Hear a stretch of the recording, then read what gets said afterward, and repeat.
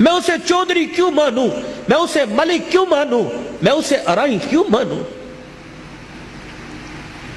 جس نے تقسیم جائیداد کے وقت بیٹوں کو یاد رکھا، بیٹی کو یاد ہی نہیں رکھا۔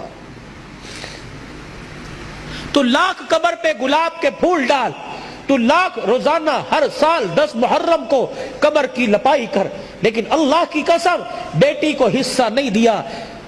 گھر کی مفلسی اور گھر کے حالات پتلے دیکھ کر جب بیٹی کے گھر کا میٹر بجلی کا بل زیادہ آنے پر بجلی کٹے گی، گیس کا کنیکشن کٹے گا، جب ماں سے بچے روٹی مانگیں گے اور ماں دوپٹے میں منہ دے کے روئے گی، تو کیا اللہ تجھے قبر میں سکون کی کروٹیں دے گا؟ نہیں نہیں۔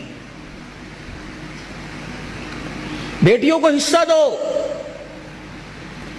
بہت سخت پکڑ ہے، قیامت کا دن ہوگا، اللہ پوری روح زمین کو لوہے کی بنائیں گے، پھر جہنم میں اسے جہاں تک اس کی مرضی اس کو گرم کیا جائے گا، پھر اس پوری زمین میں سوراخ کر کے ایک جہنم کی زنجیر اس میں ڈالے گا۔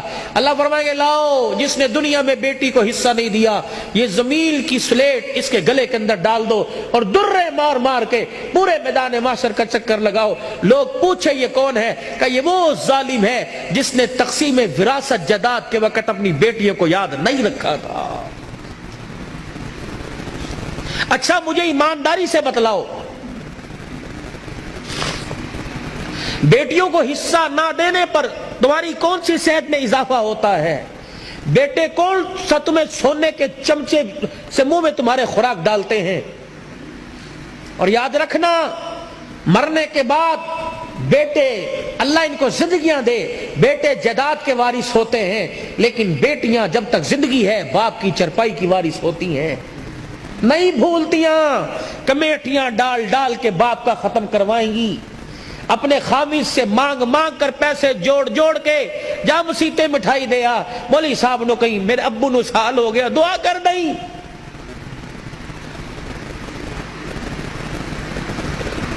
یہ دین ہے، میں اسے کہاں ڈھونڈوں؟ میں اسے کس خطیب کی زبان پہ تلاش کروں؟ کس مورخ کی تاریخ میں تلاش کروں؟ کون سے فسانے اور کون سے ناول میں اور کون سے سنڈے میگزین اور ایکسپریس اور نوائے وقت اخبار میں تلاش کروں؟